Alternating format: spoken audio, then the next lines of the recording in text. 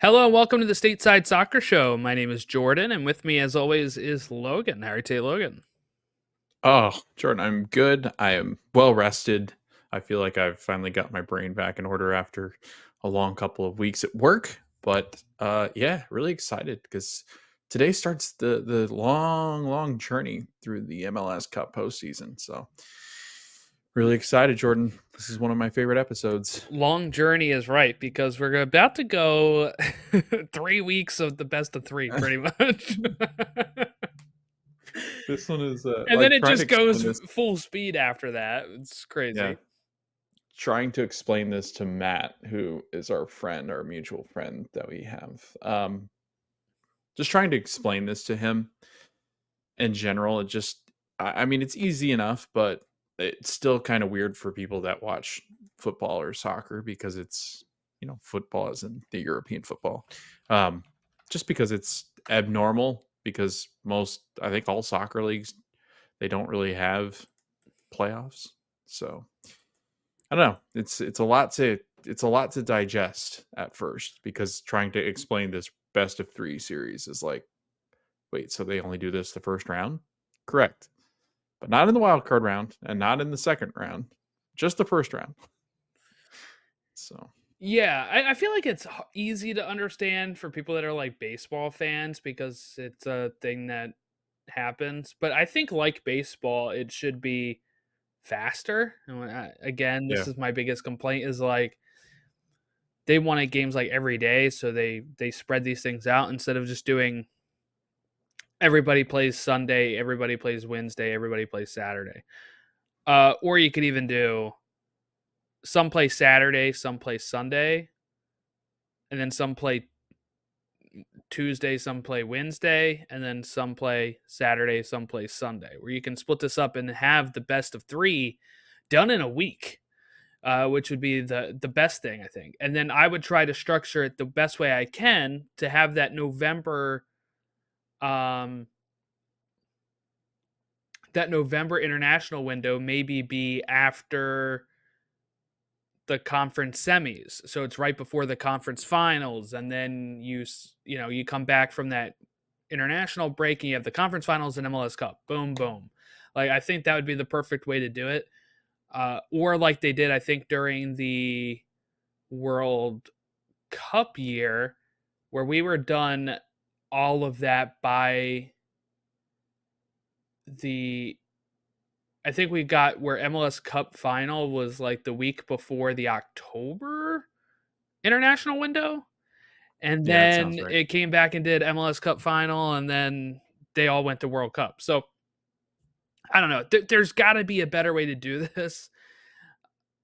It, it's it's not great, but we do start with the wild card games this week. So we will be discussing those. We got news on San Diego's opening matches that we'll talk about here as well. Inter Miami has broken the MLS point total as we all thought they would last week. And we'll talk about the teams that, of course, did not qualify for MLS Cup and some record breaking stuff. Like for San Jose, we got some San Jose records that we'll talk about. All right, where do we want to start? Yeah, we could start out with Miami, I guess. It's easy enough. Miami has won the best season in MLS history. We had Messi come in like the 58th minute and score a hat trick. Uh, totally not needed. Hat trick 6-2 is what they beat New England. New England took an early lead 2 minutes in.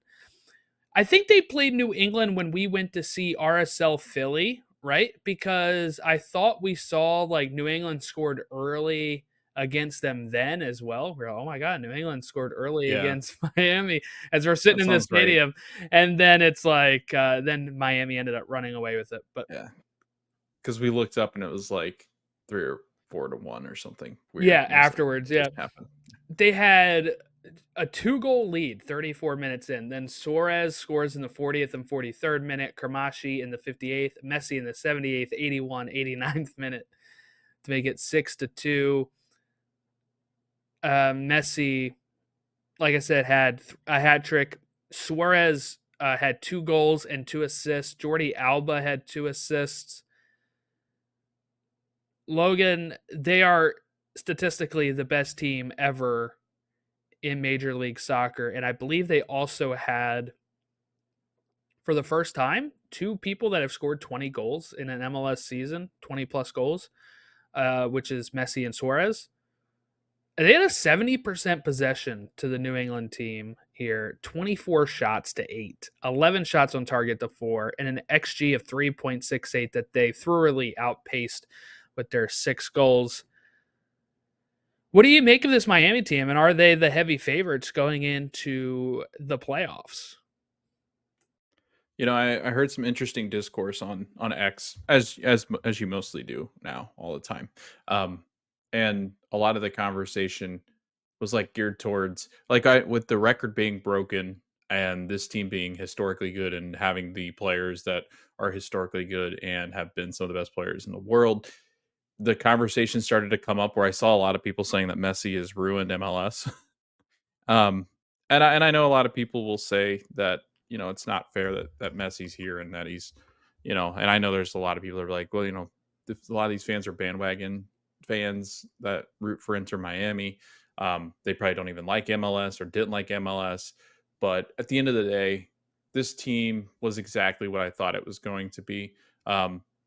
In the sense of like historic, I don't think we realized that Jordan Messi was going to play 1/3 of the matches um, and or miss 1/3 of the matches and doing it at a clip where he was very difficult to stop. Obviously, he's one of the best players to ever do it. I don't know. It just everything about this team was exactly what I thought it was going to be, and they did it without Messi really playing to his full capabilities and playing a full slate of matches. I mean, imagine if he had played 30 some odd matches, like it was going to get to a point where, I mean, you would have seen historic numbers of goals. I mean, you'd probably been up in the 30s, 40s, maybe. Like it's insane just the amount of, uh, I guess, success that he had here. Um, does it speak to maybe a gap in talent? Yeah, I think so. But at the end of the day, I think this team was going to be good no matter what happened. And I just think going forward, I just don't know if there's any team that can beat them if he's healthy. I think him missing time was actually probably best for them. They were able to learn how to win without him, but also he's probably going to be fresher than he would have been if he Yeah. had played a full 34 game season, right? Like on top of his Argentina games and all that. Like I think he's going to be really fresh going into these playoffs compared to, if he had ended up playing the full season, which means that they have a better shot, I think, of winning MLS Cup now with him having missed the time. It's asinine, Logan, when people try to say that he's ruined MLS or any, I actually really hate when people are saying like, and I see this with a lot of fans where they're like, the focus of them is like they focus too much of the attention on him, or um, when they're saying that like it's the league would be better off without him, or he's doing more harm than he's doing good. I don't think it's that way at all. Like, yeah, that maybe if you watch every pregame show, every postgame show, you'd be saturated. But like, if you just tune into your team's games, like, I don't think it's that much of too much messy or too much messy discussion. And even in the case of like, that's the deal you make when you sign the best player in the world. It's like when people are upset when they have that little graphic that pops up and says Otani's 3 batters away. It's like because Right. they know people want to watch him. Yeah. And also they did that for Bryce Harper and other players as well. So Right. obviously it wasn't just an Otani thing. But when you won't be able to somebody to flip on the middle of the game and be like, oh, like hopefully I didn't miss Otani bat. Oh, boom, it says he's coming up next, right? Like, and then you have with this league, this is the best player of all time. He's broken records. He's here in our league. Yes, they're going to highlight that. Do I think I don't think the league has done anything wrong in that regards. I don't think the league has done anything untoward to any team. I know I see a lot of Philly fans upset at like the whole Messi thing and want Miami to lose horribly. I'm sure there's other franchises and other clubs that want that as well. Mm. But like in Philly's case, as a Philly fan, I'm like, well, ownership should step up. Like I don't know what to tell you. I'm glad that the Miami ownership is actually trying to put out a competitive product on the field and that they're out there trying to win trophies. I can't get mad at that. Uh, Yeah. you know, I wish Philly was able to do that. And I know the other argument of that is that Philly is not an attractive tourist destination where like a player like Messi would want to play. There's no beach, right? There's no um it's not sunny all the time, even though the show says it is. There is, Yeah, they're liars. Those liars. it's not LA, it's not Miami, it's not New York type of situation. But I just think that I've seen people kind of take it too far the other way. Like people get mad at any mention of Messi now at times. I'm like, he does play here. We do have to, you know, state what's going on in the league when he's playing. Um, yeah, I don't know. I'm just kind of over the whole anti-Messi bias. It lasted. It's been 2 years that he's been in the league, and people were kind of over it on day one, and I just don't. I don't understand. I guess. These are the same fans, though, that'll criticize U.S. men's national team coaches for playing MLS players and then complaining that there's not enough talent in MLS, that they'd rather watch Premier League. And then once talent arrives on our shores, they're like, well, no, that's not what we wanted. We don't need it to be this messy circus. It's like, no, that's exactly what we need. This will grow the sport tremendously. All these kids that are watching Messi, they're going to remember this. Kids kids that are 8, 9, 10 years old are going to be watching, they're playing in South Beach, they're playing in Miami, they're playing in a lot of these cities. Messi's traveling, he's in the United States. I mean, the closer we get to World Cup, the more. I know he said that he didn't really plan on playing in the next World Cup, but now that's starting to look like maybe he will start to play in that World Cup. Like, this is huge for the United States. It's huge for U.S. soccer. It's going to grow the sport tremendously. People watch the game. They're tuning into games. They're going to become aware of all these teams. They're going to become lifelong fans of Inter Miami or teams that play against Inter Miami because they don't want to see Inter Miami succeed. It's the same thing that happened with the Yankees. Like, baseball was at its peak when the evil empire was at its peak. So I just feel like it's so good for the sport to have an enemy. Like, this MLS lacked that team, really, The that Dodgers people or the really, yeah, Yankees of right, MLS. Yeah, right, yeah, but the thing is, I feel like a lot of those fans just won't watch. They won't hate watch. yeah, There is a certain segment I think of MLS fans, Logan, that just want it to be that little league yeah, that there is. you know where they're not getting a lot of exposure and they're just able to say this is our thing. It's We're niche. accessible. Yeah, it's accept. The players are easily Yeah, accessible. yeah. And the You thing know, is, it just never would grow that way. And the owners want it to grow and the players want it to grow because that's going to get them better contracts where they're going to be able to actually live off their wages. I remember a few CBAs ago where a lot of these players were not making enough to even, you know, survive in high cost of living areas or any cost of living areas at times because of the CBA not being, the salaries not being high. We're seeing that change. it's the only professional sports league in the world, Jordan, that the United States is not the premier league. You know what I mean? Hmm. Like, the Premier League owns the world football. I mean, they're the top league in the world, and everywhere else in the United States has gotten to that level. Hockey was behind as far as national team stuff, but now they're starting to catch up to some of our northern um, friends, I guess you can call them. But I feel like MLS is coming, and you need to accept that because football is the most popular sport in the whole world, soccer as we call it. So it's eventually going to catch up. The And worst once these big owners start to put money into it, and you're starting to see it. You're starting to see the fruits. I mean, hell, what this league's only 20, what is it, 27 years old or something like that. uh 96. So what's that? So Almost 30. So yeah, 28 almost years. 28 years old.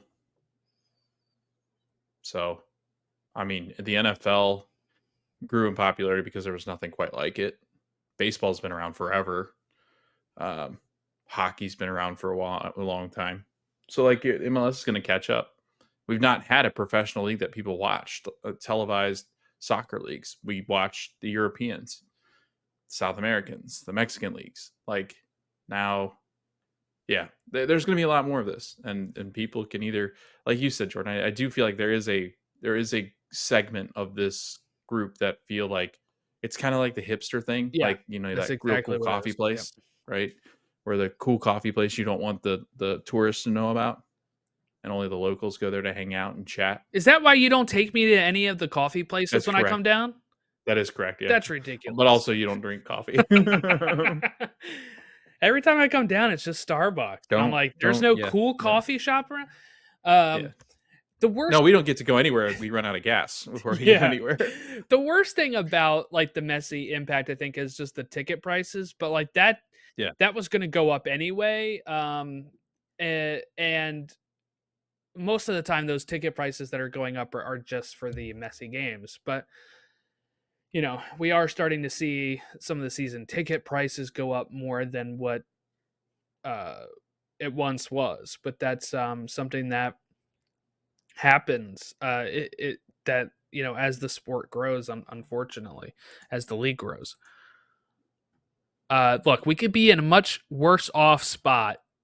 Just take a look at Nisa and what's going on over there. Okay. But yeah, so they set the point total record. That is the most. They beat it by 1 point 3 years ago.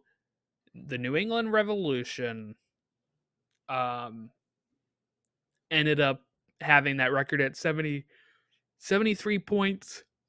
Um, they were they had one less loss than that New England Revolution team and one more draw. That's how they got that extra point.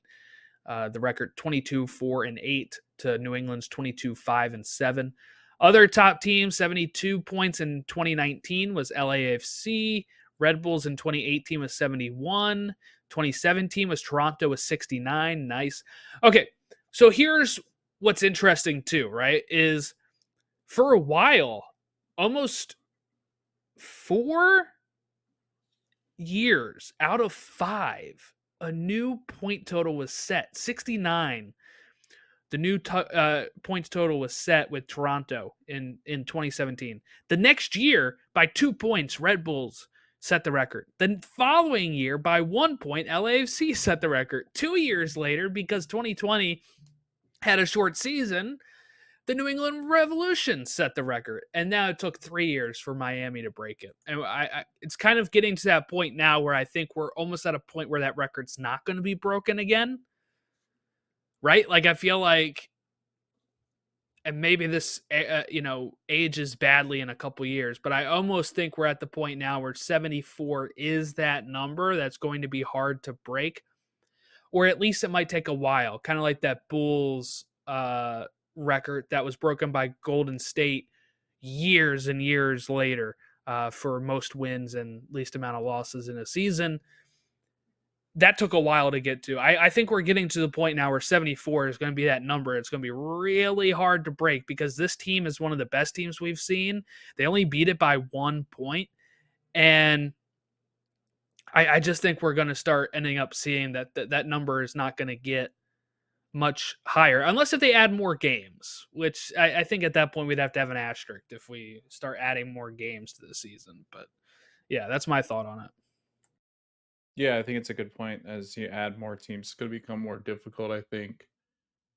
Um, there's always talk about adding more games, and maybe that's how they do it. But I would say, yeah, I would say that this record's pretty safe, unless Miami does it again, like themselves. They're Next the only year. Yeah, team, like if Messi yeah, that I played the could full see. season and Yeah, yeah. yeah. And somehow they reinvigorate a team that's already so deep. And they're going to get all those injured players back too that have been hurt. Like this team is unbelievably stacked. I remember Jordan when you and I were like, "Are they even going to be able to put a team together this year?" Besides the Mhm. big four, they did. They did. They really did. And the younger kids are going to get better. And Messi, I don't think is going to regress that much. I'm starting to think Suarez will not either, unless he just rides off into the sunset because he's just tired of it. Um, I think this team will be back fighting again especially if Messi's healthy, they could be fighting for trying to match that same point total. Suarez said that he's in talks to return to Miami. I guess it was a 1-year deal. That's good then. So, Yeah. yeah, I mean, he said his management's talking about it, so we'll see how that goes. Miami will take the field Friday. Friday night is when that would take effect, as they'll be playing the winner of tomorrow, Tuesday, October 22nd's game, which is Montreal and Atlanta, because Logan, Atlanta did their job. They beat Orlando. And DC United actually lost to Charlotte 3-0, and they're bounced out of it. So Montreal won their game, they're in. So Montreal and Atlanta were those two teams that got in. We were thinking maybe it'd be Montreal and DC because the way DC was playing. Charlotte's kind of always in that dark horse role, I feel like, where they can either beat you 3-0 or they're going to lose. And it's a coin flip, right? And Benteke didn't end up scoring any goals this weekend. So DC did absolutely nothing. Benteke wins the Golden Boot, but ultimately his team is out. I saw this funny meme where it was like, this guy saying, our team lost 5-4, but I scored all 5 goals. I scored all 4 goals, and they're like, that's Benteke every week, And unfortunately, their run is done. Montreal and Atlanta will face off at 7:30 on Apple TV. It is free, by the way. All these playoff games look to be free for at least the first few days. Montreal and Atlanta taking off at 7:30 Tuesday, October 22nd. Then Wednesday, October 23rd, Vancouver and Portland in a Cascadia matchup here. That's also free on Apple TV, and that's going to be hosted at Providence, even though Vancouver had the better record, because guess what? I guess the city of Vancouver, or whoever runs BC Place, had no faith that Vancouver was going to make it, or they had the most faith in the world and thought they were not going to be in the wild card. And there's like a monster truck rally that day, so they can't host. So it's going to be at Providence. I saw a lot of people giving MLS flack for this, but I really just put it on Vancouver, and they're playing at Vancouver, at the BC Place. They don't own the stadium, I don't think, so they have to end up, dealing with other tenants there. So I can't really put that on MLS. But anyway, bad, not great for Vancouver. They'll have to go away when they have the better record and face off against Portland in the wild card.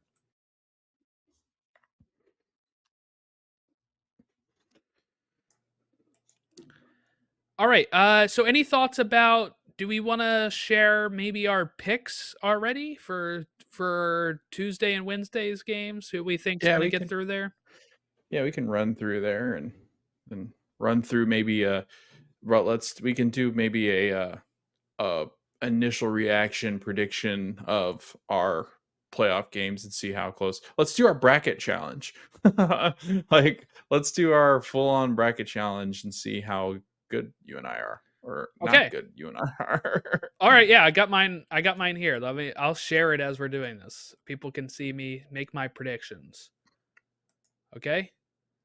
There we go. So let's start with the wild card games. Where are they at? Oh, they're not on here. So we just have to go ahead and go without that. So do I think either Portland or Vancouver would beat LAFC? No. LAFC is going to make it through there. I have Seattle over Houston. I have RSL over Minnesota and Galaxy over Colorado. And then I think I'm going to go LAFC versus LA Galaxy, LA Galaxy in MLS Cup. I have Miami beating whoever wins Montreal Atlanta. Orlando beating Charlotte. And you know what? I'm going to do Hell is Real for that. So we'll have the Florida Derby and Hell is Real. And we'll have Crew versus Miami, with Miami facing LA Galaxy and winning.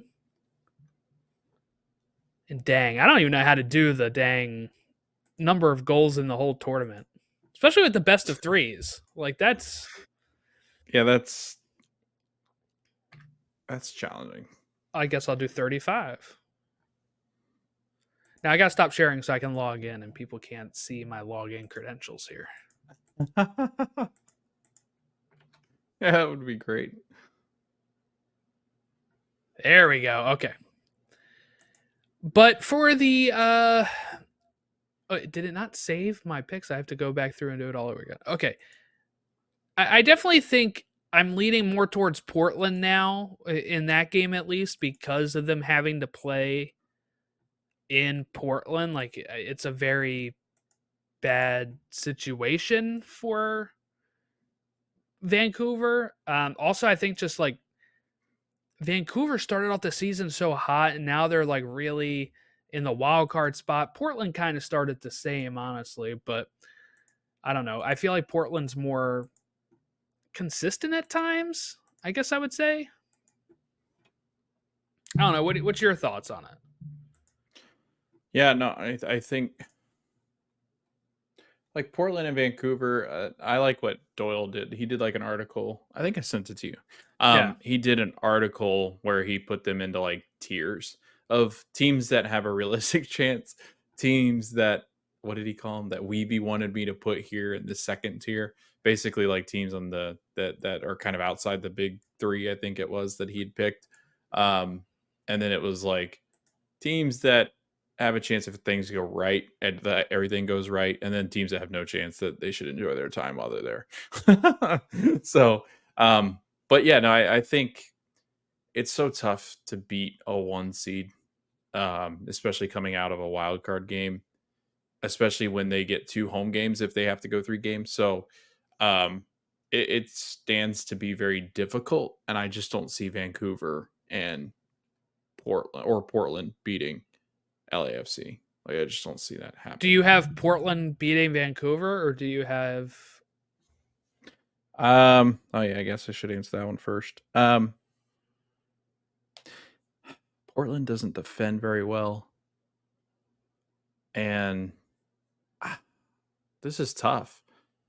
I'm gonna say Vancouver wins that game. That's a Like shock. I'll go with I'm going to read a stat for you. Vancouver are in a 7-game winless rut, 5 losses, 2 draws yeah. I don't know. going I've into got the weird playoffs. confidence in Vancouver only because Portland does not typically defend very well. I know it's at Providence, but I don't know. Something gives me the Portland kind of choking in this match. Oh, okay. Um, I don't know. I've not had confidence.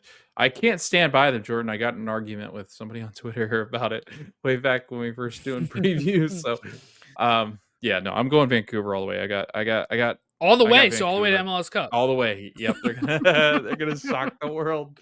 No, all the way to LAFC. And then the run will stop. But yeah, I'm going against it. Underdog has to win. It feels like last year I don't think a single underdog won. So SKC knocked off St. Louis. that's right. Just don't let me talk anymore. Just shut me up. How about on the East? Montreal and Atlanta. Montreal finished the season 5 wins, 1 loss, 1 draw. So That they are hosting against Atlanta, who's kind of been on and off. They're rebooting, right? They fired people. There's not really much at stake for Atlanta, I think, in this, but like, Montreal, Atlanta, I probably have Montreal winning this game. What say you? I say I agree. I think Montreal's playing pretty well, and I just don't see Atlanta having success in Montreal.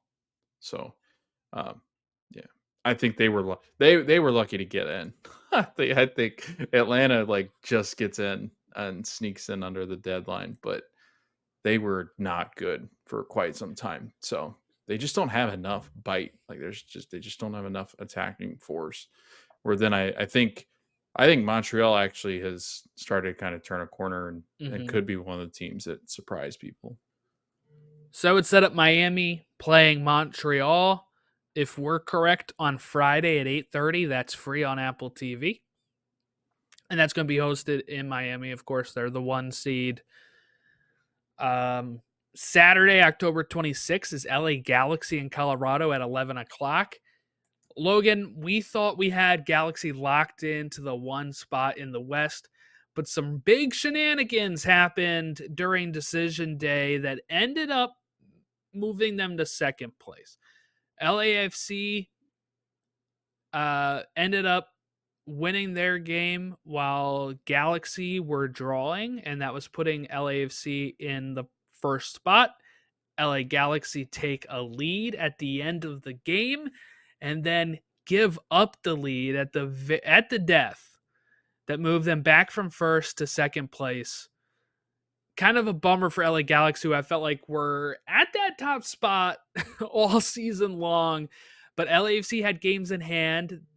Sometimes they lost those games in hands, but they ended up finishing out on top here, which gives them, an easier matchup. They'll face Vancouver or Portland, while um, LA Galaxy will have to face the Rapids, who were an ascending team for a bit, but they end up finishing with seventh place. What do we make of this? We have Jovic, who has 15 goals, 6 assists. Gabriel Peck has 16 goals, 14 assists.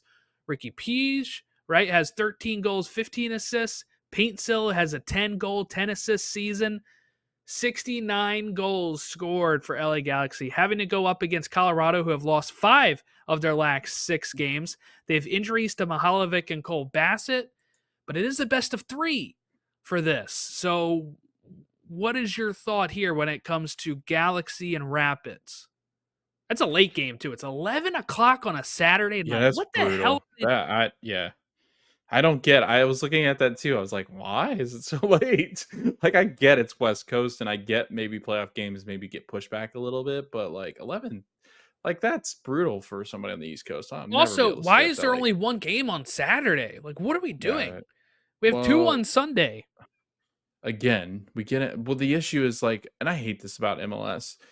We get into, like, this pissing match with trying to get games not up against, like, NFL and college football, but there's no winning. Like, they They put play every more day now. games So during right. NFL than they Yeah. did on Saturday. That's what's dumb. I don't understand that. Right.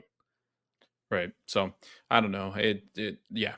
I think that they just try to flirt with trying to get away from other sports, but you just can't. Not this time of year.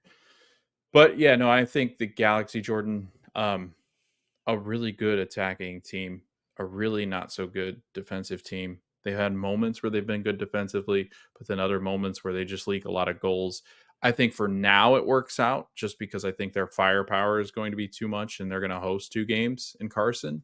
So I think that they'll get by the Rapids. The Rapids, I mean, with Mihalovic, with what appeared to be at least a severe ankle injury as far as maybe a high sprain. I don't know if I've ever seen where they updated what exactly it was, but I don't assume he's playing unless by some miracle.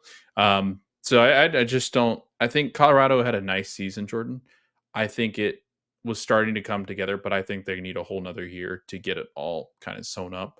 So I'm going to say that they're going to dip out, but a tremendous season for them. I think you know after they had ridden the highs of being a number 1 seed a couple years back to not being as good this year and then kind of storming up the table. I think that they've had a lot better season than I think they thought they were going to have about midway through, where we were talking about maybe this isn't going to work out with the pieces they put together. But I think with the talent they have, roster going forward, there's a lot of bright spots and silver lining there. But I just think this Galaxy team is just way too good right now to knock off. Yeah, just a bummer for the Galaxy. But you know what? I think they match up well against the Rapids. I think they'll end up pushing through them. Maybe if they'd gotten Portland, it could have been a little bit more dangerous for them. I don't know. The Rapids have really fallen lately compared to where they were. Like, they were in the top four for a while. They're now in seventh. Minnesota United's above them, and that's who RSL will be facing. You know what's interesting? I mean, I'm looking at it now. I think out of the other teams, I don't think I would want really to face a Seattle or Houston. So the Galaxy, while they didn't win the West, might have lucked out with the Yeah, better because now matchup they in the get to second face round. RSL or Minnesota, Yeah, right? And then because RSL's not been as good. Yeah. they push that Seattle, Houston, LAFC until the conference final. Now, um, game 1 is Saturday, October 26th at 11 o'clock. Game 2 would be Friday, November 1st, which we'll be back before then. That's what I'm saying. They're taking 3 weeks to play these three because that game is Yeah. Saturday, That's Friday, and brutal. then Saturday, the 9th. That's ridiculous. It is ridiculous just to take 1 week. RSL versus Minnesota. That starts Tuesday, October 29th. We're not going to focus too much on that because we should be back here recording before that series kicks off. Monday, October 28th is Seattle and Houston. We'll talk a little bit about that because by the time we record that and get it uploaded, it will have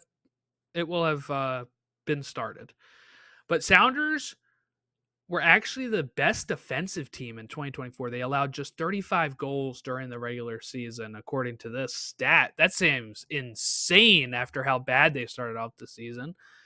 And also a fun stat, they have not beat Portland in Seattle for like the last few years. I did not realize that. That's pretty interesting. So I guess if they end up having to face Portland in Seattle, that might not be good for them. But yes, they'll face each other on October 28th. Houston is in 5th place. Seattle has the 4 seed.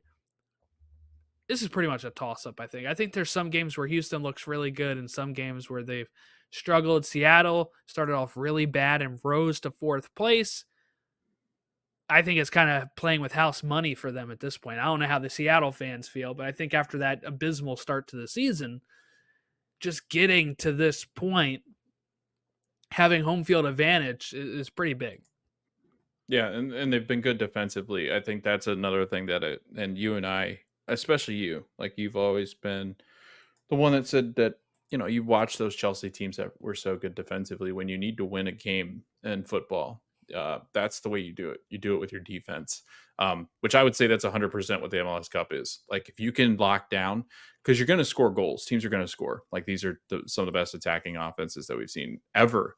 So I think shutting people down is going to be important, and Seattle is very good at that. Like Seattle is very good at stymieing teams when they least expect it. And the West is wide open, Jordan. I really don't feel like LAFC, like they've started to play better, but I still feel like they're still a little bit worn out from all the games they've had to play. I think Inter Miami, I think I saw the article where it said that Inter Miami played 47 matches this year and LAFC has played 46. So that at some point is going to catch up to you. I think Miami's had the advantage of like all those guys missed time and they still kept going. Yeah. Whereas LAFC, those guys played like they've not really had the injury bug. So they are going to have some real tired legs. I think it helps that Olivier Giroud's. I'm excited to see Olivier Giroud in a postseason kind of thing because you don't get to see that a whole lot unless you're Champions League, which he's always performed really well in. So I'm just really excited to see what that's like. But I think, like you said, this Western Conference, Houston could play one of those games where they've been out of their minds good, where they play really well defensively. They've always been a really good defensive team too. And they get a goal, and that's all they need, right? They just need one of these players to come through. They don't really have that attacking player where you can really count on them to do that, where I think that's where they kind of struggle against Seattle because Seattle can just shut you down. But it would not shock me, Jordan, if we're in a couple weeks, well, in about 12 months, when we're talking about the next round of playoff games, that that if you and I are talking about Seattle in the Western Conference Finals. So 35 goals against. That is the best. 51 goals scored, right? Mhm, They're going up against Houston, who is, like I said, pretty close to this. They have 39 goals against, 47 goals scored. mhm. So a difference of 4 on each, goals for and goals against. So they have 8 less goal differential, but still, that's pretty darn close. The home records and away records, the away record is literally the exact same as Seattle's. The home record is one less win than Seattle's. They're pretty darn close. They're 3 points separating them, one less win, and that one less win was a loss, not a draw, or else it'd be even closer to each other. But this will be an interesting matchup because Houston doesn't give up a lot of goals either. So be curious to see how these two play out. I have to I have to find the form guide real quick because I have to see the last time these two faced off throughout the season and what those score lines were, because I think that'll be a very interesting thing here. So they drew at Houston 2-2, and in Seattle they it was a 1-0 Seattle win. That's it. So for their season, it was Seattle scoring 3 goals, Houston scoring 2 in their 2 matchups. That's it. So this might be a really low scoring affair, actually, because Seattle also doesn't have like the high powered offense that they once had before either. So I really think, while I do believe in Seattle, this is a pretty winnable matchup for Houston. And I think something that we could see going their way, especially in a best of 3. In a one off, I think Houston could do it as well. But in a best of 3, there is variance here where if they steal an away win, which they have a good record in away wins, and then they just win their home game, they're through, right?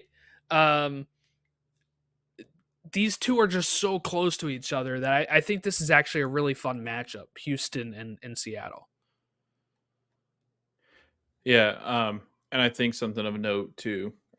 These are two seasoned coaches in the playoffs, and they've got some veteran guys on their teams, the roster. Obviously, Seattle's got guys that have been there forever. That's the big thing with them. Like if their continuity plays a factor, like Seattle's going to win that game. It is so tough to go to Lumen Field too, and win a match in Seattle. Um, they are the most ruckus, and they're going to show out in numbers. So it's a very challenging place for Houston to go on the road and win, which it's very difficult to do that in MLS as well. But I'm thinking like this is going to be this could be arguably the best matchup we get in a first round matchup, right? Because like I feel like if you look at the Eastern Conference is very lopsided. Whereas I feel like the Western Conference is a lot of these teams are going to go blow to blow, and there's not like a heavy favorite. And I think that these two teams have the biggest firepower against each other. Like they're both great defensively, and defense is going to pretty much stand sturdy when you play this long. Like defense, unless you have injuries, tends to hold up pretty well. So I think you're right. Like I think this could be a darn good matchup. And if Houston can somehow just keep it level in Seattle, they'll be fine because I think that they could have those moments, right, where they could break free and get some space headed back to Houston. So we'll see. I'm probably most excited. Like now that we kind of looked at and you've talked about it, I'm kind of excited about this one more so than the other ones now. The other Monday matchup is Cincinnati and NYCFC going up against each other. That is at 6:45 on Monday. That's also going to be on FS1. Same thing with Seattle and Houston. That's also on FS1 and also free on Apple TV. But Cincy, they should get through this, right? When we look at it, that they finished 9 points ahead of NYCFC. But actually, if you look at the goals scored and goals against, it's very similar. 58 goals scored to NYCFC's 54. 48 goals against to New York City's 49 against. Very similar numbers when it comes to those. But when we look at the actual records, 9 points difference, right? But it's just all what Cincinnati shows up, because for a bit here, Philadelphia had the lead against them until since he came back, and then until the Glesnes own goal. But if I'm Cincy fans watching that final game on decision day, it didn't instill me with a lot of confidence going into the playoffs. Yeah, no, and I think too, Jordan, like we've talked about this, like Cincinnati's been beaten and battered in the back line with Miazga out. Like Miazga is such a huge loss, and I know they've got some good talent back there, but they've just not been the same defensively. Um, they're always going to have arguably the best player on the pitch unless they play against Miami, because Lucho Acosta is that. But I still feel like there's just not enough up front. And I know they've scored a decent amount of goals in the season, but I just really question if they're going to be able to put this all together during a postseason match. Now, that being said, they are going up against an NYCFC team that I think is going to struggle in the postseason, just because they don't really have experience with a lot of the guys that they're going to rely upon to do things in the postseason. Um, and I don't know. I just feel like NYCFC was kind of limping into postseason action as well, and they've always done that. It always felt like they've kind of limped into the postseason, except the year they do go to MLS Cup and win it. Um, but I just don't see it happening. I don't see them being the team that's going to make the magic in the Eastern Conference, even though they are going up against a battle tested but very, I would say, a shell of itself, Cincinnati. I just don't have confidence that Cincinnati's that good. I think there's a lot of other teams in the MLS Cup playoffs that could beat Cincinnati this year. Um, I'm just not sure that NYCFC is that team. I just don't see it. Yeah, like we just said in my bracket, I think Cincy gets through to them, but then they're going to go up against Red Bull or Columbus, and I think Columbus most likely, and I think Columbus can beat them, as we've seen earlier this season. Um, okay, then there were some games on Sunday that we didn't talk about yet. There are two games on Sunday, one of them being, of course, LAFC versus whoever they match up with. We're not really going to spend too much time on that because we don't know who they're playing. But how about Orlando and Charlotte? That is at 7:30 on Sunday. It's free on Apple TV. It's on FS1.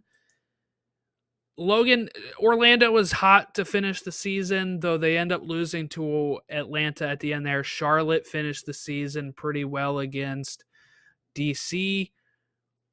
How confident are you going into the three against Charlotte, who've kind of played spoiler for a bit this season? Yeah, I think the thing that most people will not realize is that Charlotte's the best defense in the Eastern Conference. I don't think people realize that. So I don't think it's going to be real easy. I don't think it's going to be. They allowed 37 goals all season, Jordan. Now they don't score very often, No one's even which has always close kind to of been that in their the East, by the way. right, Like, right. like Houston, like we said, at 39, that's close to Seattle. Nobody touches Yeah, 37 except for like Columbus with 40. yeah, Everybody else is in like that high 40s, 50s zone. yeah. This is all the Eastern Conference. I do feel like is the conference that it's going to be about who has home field advantage. I think the teams that have home field advantage in the Eastern Conference side are going to be the teams that should win that game. Um, and I think as I'm looking through the bracket, I think they'll win them easily. I think Orlando has the benefit of playing them at home in Orlando. It's starting to cool off a little bit in Charlotte. It is not cooling off that much in Orlando. It's still going to be humid. It's still going to be pretty warm at night when they do play them.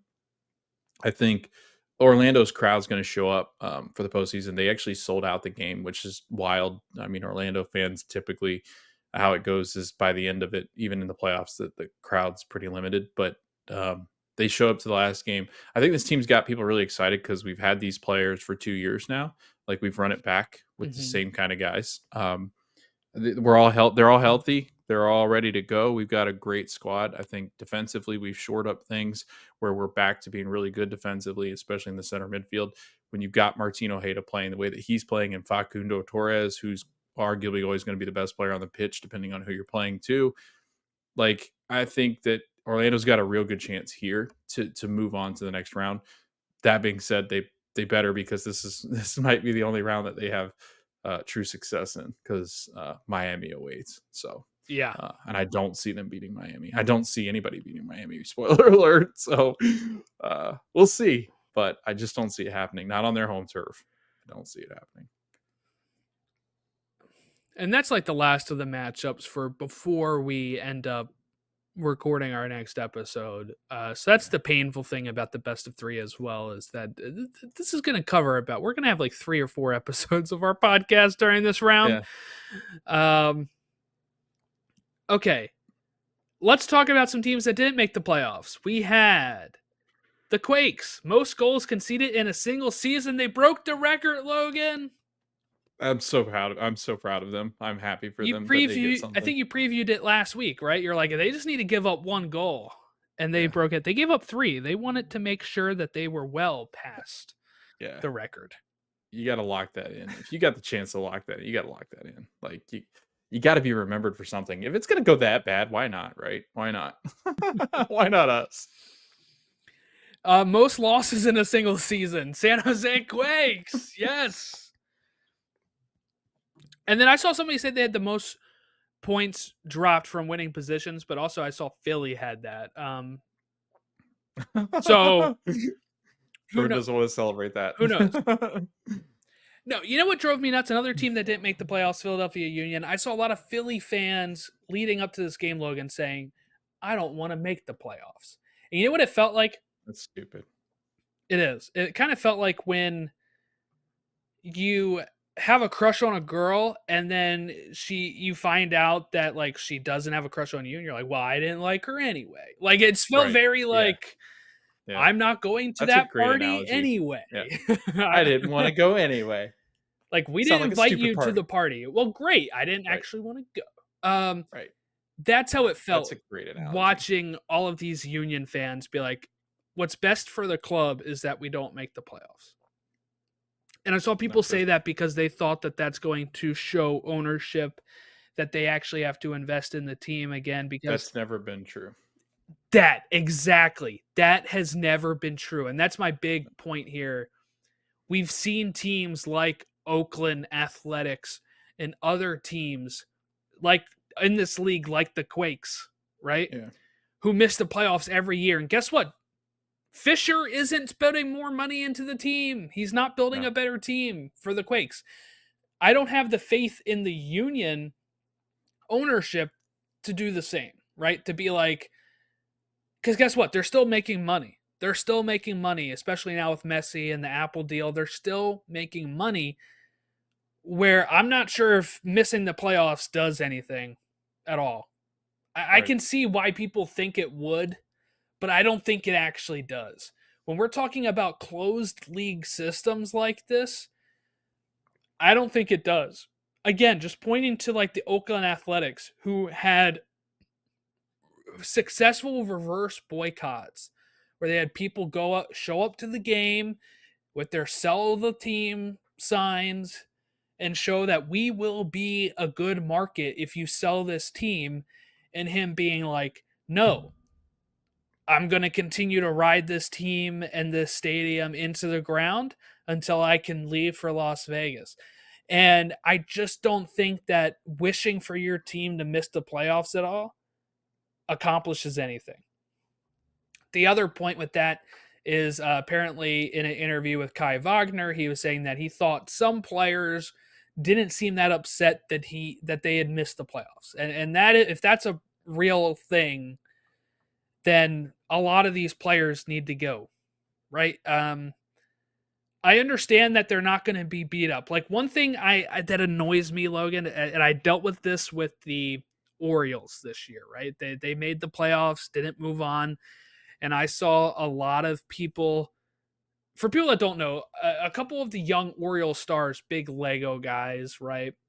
Stuff like that. I saw a lot of people be like, "Well, no more Legos for these guys. They cannot be wasting their time with Legos." And I'm like, "That's how they de-stress after work." Right? That's like if like I for some reason at work they're like no more podcasts, like you can't podcast after work. It's like this doesn't actually affect my job or anything, right? Like the Legos don't affect them playing baseball. Right. It feels so I understand, like I don't want to go that far with it where people are like you can't have enjoyment at all outside of work, or like we saw it with the US men's national team, right, where like Weston McKennie, somebody thought they saw him at a bar after a loss, and people being like he shouldn't be doing that. Well, It's like let him you unwind. go to the bar after the hard day at work? Right. You sure you do. Let him So unwind. Or when why they'll be yeah, who smiling and they're like, cares? it doesn't seem like he's upset. It's like that's different. That's so Right. different. But so if the truth is that these people didn't actually care they missed the playoffs, then I want them gone. But if it was just that they didn't seem like they weren't crying or they were smiling after a loss, then I'm not too harsh on that. Like whatever, Right. you know, that these are real people. They have to deal with stuff however they can deal with it. So I wasn't in the locker room. I don't know.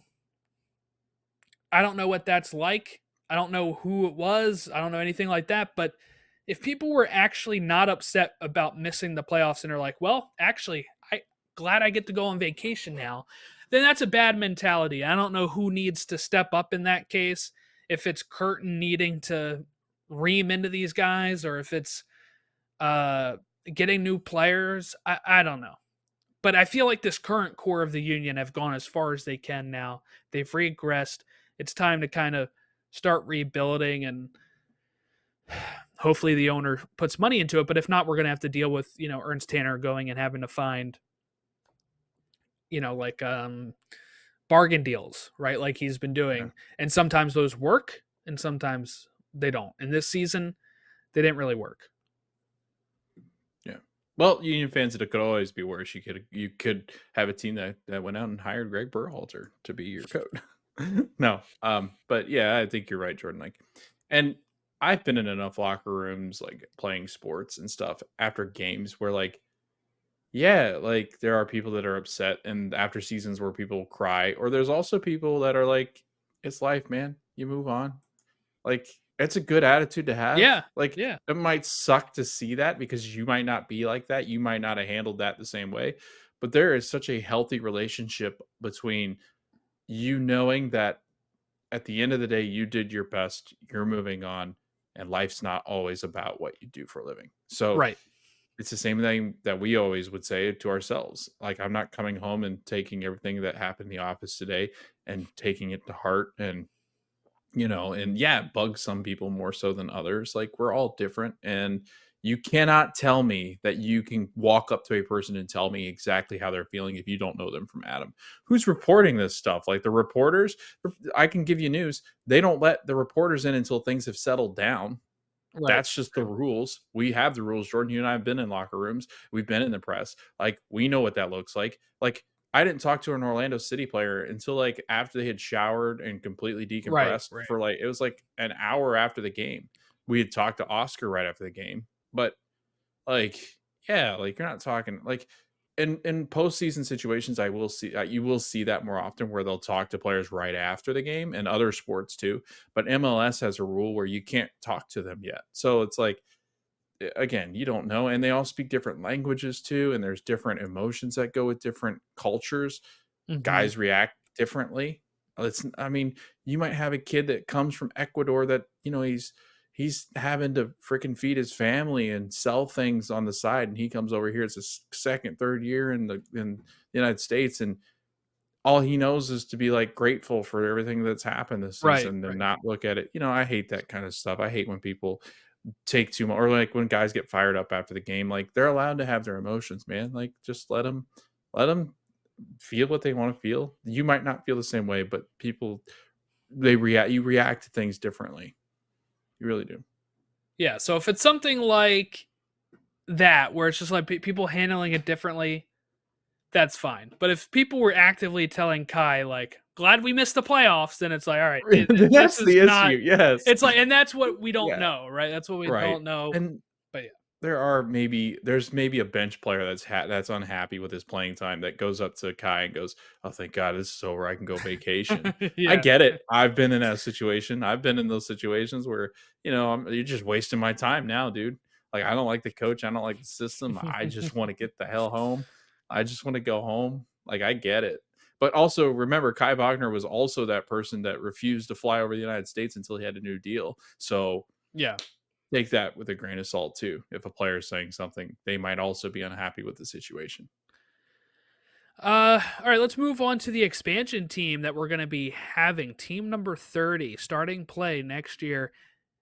Their opening match is going to be the weekend of the 22nd and 23rd of February, and it's going to be at LA Galaxy. And their home opener is going to be March 1st versus the St. Louis City SC.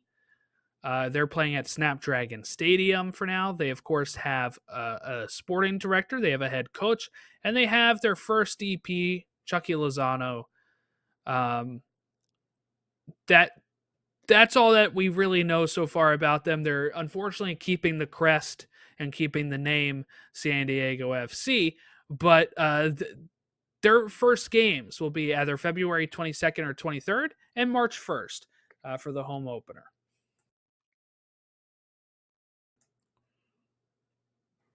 I'm All excited. right. I love new Yeah. teams. It's exciting. San Diego, great, great, great soccer market. I think people will be shocked by their fan base. They're very loyal. They are. Yeah, I've heard that. Yeah. Well, not anymore, I guess. But well, they're traders. Um, but yeah, Jordan, only two more teams probably after this one. So Yeah. we're getting close to a complete league, as Don Garber would have it. Yeah. All right. Anything else that we missed before we head out here? Kristen Pulisic scored once again. Yes. The dude's on fire. Like, finally, Jordan. He's to his prime. People think he's like 30. I don't know why, but he's not. He's like 24 or 5, and he like it's just insane, like how long he's been around. And gosh, man, like I'm fired up because that's what we've needed for so long. We needed that assassin, and he's starting to become that. And the Italian here, this is perfect for Jordan's arguments, right?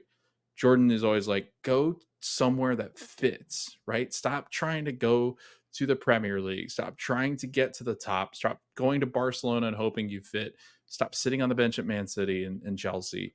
Go where you fit. And Christian Pulisic, perfect example of finding the place that fits best with his style and his persona. Yeah. And he did the interview in Italian. Yeah, Like, it was great. that's so cool. I was like, man, that's pretty cool. So Also, he's obviously been embraced. And there was a lot of talk, I think, mostly of from former players upset that Pulisic went and left camp for the second game. yeah, I don't care. it's fine. I Yeah, it's don't fine. care.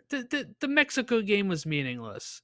These Yeah, friendlies are meaningless right now. It's Pochettino getting used to his players, getting used to that. I'd actually rather Pulisic's pretty much a lock. I'd rather him go back over to his club team and me have too. Pochettino be Yep, looking at other players, getting them other chances. exactly. I have no problem with him going over there back. He Yeah, played one game, whatever. yep. Not a big deal. I totally agree. Yep. You got to find players to play behind him. How is he going to do that if he's playing? Right. I thought it was perfect. Like, I thought it was a Yeah. perfect. When we know how the U.S. men's national team and U.S. Federate, we are not on the same clock. So those MLS guys, like, we had to make sacrifices. This was a time where MLS players could play, or some of these other guys could play, and then other windows they wouldn't been able to play, and they got to play, and we got to see what what that looked like. Right. So yeah, Yeah. Not a big deal. nope. We'll wrap it up with that. You can follow us at Stateside Show on all of our social medias. Email us, statesideShow@gmail.com if you want to send any sort of long form feedback. We're about to buckle down and have 3 full weeks of the best of 3 after these wildcard games. So we'll see how that shakes out. But we'll be here next Monday previewing the rest of those best of threes that are taking place Tuesday and onward. Have a great rest of your week. We'll catch you next time.